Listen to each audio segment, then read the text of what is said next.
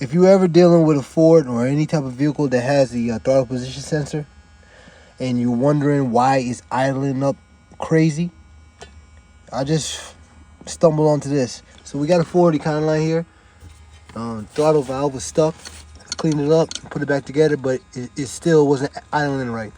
So with this throttle position sensor plugged in, you see on the scanner it says wide open throttle.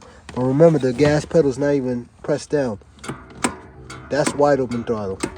Anyway, plug this out, defaults it back to closed throttle. Plug in the new sensor that I got here to replace that sensor. Get it on.